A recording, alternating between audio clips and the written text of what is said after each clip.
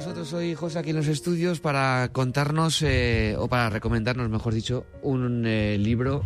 Voy a acercar el micrófono. Hola José, ¿qué tal estás? Muy buenas. Buenos días, Miguel. Y muchísimas gracias por acompañarnos. Tienes entre tus manos un libro. Hoy me contabas que nos vas a leer el relato completo. Así que, sí. Si no te importa, sin más prolegómenos, te escuchamos. Entramos a saco. El ahogado más hermoso del mundo. Los primeros niños que vieron el promontorio oscuro y sigiloso que se acercaba por el mar se hicieron la ilusión de que era un barco enemigo. Después vieron que no llevaba banderas ni arboladura y pensaron que fuera una ballena. Pero cuando quedó varado en la playa le quitaron los matorrales de sargazos, los filamentos de medusas y los restos de cardúmenes y naufragios que llevaba encima. Solo entonces descubrieron que era un ahogado. Habían jugado con él toda la tarde, enterrándolo y desenterrándolo en la arena, cuando alguien los vio por casualidad y dio la voz de alarma en el pueblo. Los hombres que lo cargaron hasta la casa más próxima notaron que pesaba más que todos los muertos conocidos, casi tanto como un caballo, y se dijeron que tal vez había estado demasiado tiempo a la deriva y el agua se le había metido dentro de los huesos. Cuando lo tendieron en el suelo vieron que había sido mucho más grande que todos los hombres, pues apenas sí cabía en la casa, pero pensaron que tal vez la facultad de seguir creciendo después de la muerte estaba en la naturaleza de ciertos ahogados. Tenía el olor del mar, y solo la forma permitía suponer que era el cadáver de un ser humano, porque su piel estaba revestida de una coraza de rémora y de lodo. No tuvieron que limpiarle la cara para saber que era un muerto ajeno. El pueblo tenía apenas unas 20 casas de tablas, con patios de piedras sin flores, desperdigadas en el extremo de un cabo desértico. La tierra era tan escasa que las madres andaban siempre con el temor de que el viento se llevara a los niños y a los pocos muertos que les iban causando los años tenían que tirarlos en los acantilados. Pero el mar era manso y pródigo y todos los hombres cabían en 7 botes. Así que cuando encontraron el ahogado, les bastó con mirarse los unos a los otros para darse cuenta de que estaban completos. Aquella noche no salieron a trabajar en el mar. Mientras los hombres averiguaban si no faltaba alguien en los pueblos vecinos, las mujeres se quedaron cuidando del ahogado. Le quitaron el lodo con tapones de esparto, le desenredaron del cabello los abrojos submarinos y le rasparon la rémora con fierros de desescamar pescados. A medida que lo hacían, notaron que su vegetación era de océanos remotos y de aguas profundas, y que sus ropas estaban en piltrafas como si hubiera navegado por entre laberintos de corales. Notaron también que sobrellevaba la muerte con altivez, pues no tenía el semblante solitario de los otros ahogados del mar, ni tampoco la catadura sórdida y menesterosa de los ahogados fluviales. Pero solamente cuando acabaron de limpiarlo, tuvieron conciencia de la clase de hombre que era, y entonces se quedaron sin aliento. No solo era el más alto, el más fuerte, el más viril y el mejor armado que habían visto jamás, sino que todavía, cuando lo estaban viendo, no les cabía en la imaginación. No encontraron en el pueblo una cama bastante grande para tenderlo, ni una mesa bastante sólida para velarlo. No le vinieron los pantalones de fiesta de los hombres más altos, ni las camisas dominicales de los más corpulentos, ni los zapatos del mejor plantado. Fascinadas por su descripción y su hermosura, las mujeres decidieron entonces hacerle unos pantalones con un buen pedazo de vela cangreja y una camisa de bramante de novia para que pudiera continuar su muerte con dignidad. Mientras cosían sentadas en círculo, contemplando el cadáver entre puntada y puntada, les parecía que el viento no había sido nunca tan tenaz ni en el Caribe había estado nunca tan ansioso como aquella noche, y suponían que esos cambios tenían algo que ver con el muerto. Pensaban que si aquel hombre magnífico hubiera vivido en el pueblo, su casa habría tenido las puertas más anchas, el techo más alto y el piso más firme, y el bastidor de su cama habría sido de cuadernas maestras con pernos de hierro, y su mujer habría sido la más feliz. Pensaban que habría tenido tanta autoridad que hubiera sacado los peces del mar con solo llamarlos por sus nombres, y habría puesto tanto empeño en el trabajo que hubiera hecho brotar manantiales de entre las piedras más áridas y hubiera podido sembrar flores en los acantilados. Lo compararon en secreto con sus propios hombres, pensando que no serían capaces de hacer nada en toda una vida lo que era aquel capaz de hacer en una noche, y terminaron por repudiarlos en el fondo de sus corazones como los seres más escuálidos y mezquinos de la tierra. Andaban extraviadas por estos dédalos de fantasía cuando la más vieja de las mujeres, que por ser la más vieja había contemplado al ahogado con menos pasión que compasión, suspiró. «Tiene cara de llamarse Esteban». Era verdad. A la mayoría le bastó con mirarlo otra vez para comprender que no podía tener otro nombre. Las más porfiadas, que eran las más jóvenes, se mantuvieron con la ilusión de que al ponerle la ropa, tendido entre flores y con unos zapatos de charol, pudiera llamarse Lautaro. Pero fue una ilusión vana. El lienzo resultó escaso, los pantalones mal cortados y peor cosidos le quedaron estrechos, y las fuerzas ocultas de su corazón hacían saltar los botones de la camisa. Después de la medianoche se adelgazaron los silbidos del viento y el mar cayó en el sopor del miércoles. El silencio acabó con las últimas dudas. Era Esteban. Las mujeres que lo habían vestido, las que lo habían peinado, las que le habían cortado las uñas y raspado la barba, no pudieron reprimir un estremecimiento de compasión cuando tuvieron que resignarse a dejarlo tirado por los suelos. Fue entonces cuando comprendieron cuánto debió haber sido de infeliz con aquel cuerpo descomunal si hasta después de muerto le estorbaba. Lo vieron condenado en vida a pasar de medio lado por las puertas, a descalabrarse con los travesaños, a permanecer de pie en las visitas sin saber qué hacer con sus tiernas y rosadas manos de buey de mar, mientras la dueña de la casa buscaba la silla más resistente y le suplicaba muerta de miedo: «Siéntese aquí, Esteban, hágame el favor». Y él, recostado contra las paredes, sonriendo: «No se preocupe, señora, así estoy bien, con los talones en carne viva y las espaldas escaldadas de tanto repetir lo mismo en todas las visitas. No se preocupe, señora, así estoy bien. Solo para no pasar por la vergüenza de desbaratar la silla, y acaso sin haber sabido nunca que quienes le decían «No te vayas, Esteban, espérate siquiera hasta que hierva el café», eran los mismos que después susurraban «Ya se fue el bobo más grande, qué bueno, ya se fue el tonto hermoso». Esto pensaban las mujeres frente al cadáver un poco antes del amanecer. Más tarde, cuando le taparon la cara con un pañuelo para que no le molestara la luz, lo vieron tan muerto para siempre, tan indefenso, tan parecido a sus hombres, que se les abrieron las primeras grietas de lágrimas en el corazón. Fue una de las más jóvenes la que empezó a sollozar. Las otras, alentándose entre sí, pasaron de los suspiros a los lamentos, y mientras más sollozaban, más deseo sentían de llorar, porque el ahogado se les iba volviendo cada vez más Esteban, hasta que lo lloraron tanto que fue el hombre más desvalido de la tierra, el más manso y el más servicial, el pobre Esteban. Así que cuando los hombres volvieron con la noticia de que el ahogado no era tampoco de los pueblos vecinos, ellas sintieron un vacío de júbilo entre las lágrimas. «Bendito sea Dios», suspiraron, «es nuestro». Los hombres creyeron que aquellos aspavientos no eran más que frivolidades de mujer.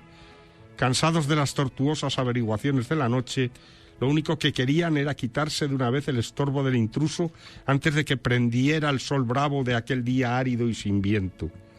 Improvisaron unas angarillas con restos de trinquetes y botavaras y las amarraron con carlingas de altura para que resistieran el peso del cuerpo hasta los acantilados. Quisieron encadenarle a los tobillos un ancla de buque mercante para que fondeara sin tropiezos en los mares más profundos, donde los peces son ciegos y los buzos se mueren de nostalgia, de manera que las malas corrientes no fueran a devolverlo a la orilla como había sucedido con otros cuerpos. Pero mientras más se apresuraban, más cosas se les ocurrían a las mujeres para perder el tiempo. Andaban como gallinas asustadas picoteando amuletos de mar en los arcones, unas estorbando aquí porque querían ponerle al ahogado los escapularios del buen viento, otras estorbando allá para abrocharle una pulsera de orientación, y al cabo de tanto «quítate de ahí, mujer», ponte donde no estorbes, mira que casi me haces caer sobre el difunto, a los hombres se les subieron al hígado las suspicacias y empezaron a rezongar que con objeto de tanta ferretería de altar mayor para un forastero, si muchos estoperoles y calderetas que llevara encima se lo iban a masticar los tiburones, pero ellas seguían tripotando sus reliquias de pacotilla, llevando y trayendo, tropezando, mientras se les iban suspiros lo que no se les iban lágrimas, así que los hombres terminaron por despotricar que de cuando acá semejante alboroto por un muerto al garete, un ahogado de nadie, un fiambre de mierda. Una de las mujeres, mortificada por tanta indolencia, le quitó entonces al cadáver el pañuelo de la cara, y también los hombres se quedaron sin aliento. Era Esteban. No hubo que repetirlo para que lo reconocieran. Si les hubieran dicho Sir Walter Raleigh, quizá hasta ellos habrían impresionado con su acento de gringo, con su guacamaya en el hombro, con su arcabuz de matar caníbales, pero Esteban solamente podía ser uno en el mundo, y allí estaba, tirado como un sábalo, sin botines, con unos pantalones de 7 mesino y esas uñas rocallosas que solo podían cortarse a cuchillo. Bastó con que le quitaran el pañuelo de la cara para darse cuenta de que estaba avergonzado, de que no tenía la culpa de ser tan grande, ni tan pesado, ni tan hermoso, y si hubiera sabido que aquello iba a suceder, habría buscado un lugar más discreto para ahogarse en serio. Me hubiera amarrado yo mismo un áncora de galeón en el cuello y hubiera trastabillado como quien no quiere la cosa por los acantilados para no andar ahora estorbando con este muerto de miércoles, como ustedes dicen, para no molestar a nadie con esta porquería de fiambre que no tiene nada que ver conmigo. Había tanta verdad en su modo de estar que hasta los hombres más suspicaces, los que sentían amargas las minuciosas noches del mar, temiendo que sus mujeres se cansaran de soñar con ellos para soñar con los ahogados, hasta esos, y otros más duros, se estremecieron en los tuétanos con la sinceridad de Esteban. Fue así como le hicieron los funerales más espléndidos que podían concebirse para un ahogado expósito. Algunas mujeres que habían ido a buscar flores en los pueblos vecinos regresaron con otras que no creían lo que les contaban, y éstas se fueron por más flores cuando vieron al muerto y llevaron más y más hasta que hubo tantas flores y tanta gente que apenas sí se podía caminar. A última hora les dolió devolverlo huérfano a las aguas y le eligieron un padre y una madre entre los mejores, y otros se le hicieron hermanos, tíos y primos, así que a través de él todos los habitantes del pueblo terminaron por ser parientes entre sí. Algunos marineros que oyeron el llanto a la distancia perdieron la certeza del rumbo, y se supo de uno que se hizo amarrar al palo mayor recordando antiguas fábulas de sirenas. Mientras se disputaban el privilegio de llevarlo en hombros por la pendiente escarpada de los acantilados, hombres y mujeres tuvieron conciencia por primera vez de la desolación de sus calles, la aridez de sus patios, la estrechez de sus sueños frente al esplendor y la hermosura de su ahogado. Lo soltaron sin ancla para que volviera si quería, y cuando lo quisiera, y todos retuvieron el aliento durante la fracción de siglos que demoró la caída del cuerpo hasta el abismo. No tuvieron necesidad de mirarse los unos a los otros para darse cuenta de que ya no estaban completos, ni volverían a estarlo jamás. Pero también sabían que todo sería diferente desde entonces, que sus casas iban a tener las puertas más anchas, los techos más altos, los pisos más firmes, para que el recuerdo de Esteban pudiera andar por todas partes sin tropezar con los travesaños, y que nadie se atreviera a susurrar en el futuro: ya murió el bobo grande, qué lástima, ya murió el tonto hermoso, porque ellos iban a pintar las fachadas de colores alegres para eternizar la memoria de Esteban, y se iban a romper el espinazo excavando manantiales en las piedras y sembrando flores en los acantilados, para que en los amaneceres de los años venturosos los pasajeros de los grandes barcos despertaran sofocados por un olor de jardines en alta mar, y el capitán tuviera que bajar de su alcázar con su uniforme de gala, con su astrolabio, su estrella polar y su ristra de medallas de guerra, y señalando el promontorio de rosas en el horizonte del Caribe, dijera en 14 idiomas: miren allá, donde el viento es ahora tan manso que se queda a dormir debajo de las camas, allá donde el sol brilla tanto que no saben hacia dónde girar los girasoles. Sí, allá. Ese es el pueblo de Esteban. Pues este es el relato que nos has leído hoy, José. Nos quedamos con la duda de quién es este Esteban que ha fallecido. Pues el título lo dice, es sí. El ahogado más hermoso del mundo. Es un relato que escribe Gabriel García Márquez en el año 1968. Luego hablamos un poco sobre el autor. De momento el cuento, como has visto, es una metáfora, sí. ¿no? Es una metáfora del poder transformador de los mitos y del poder de transformación que tiene la imaginación colectiva, ¿no?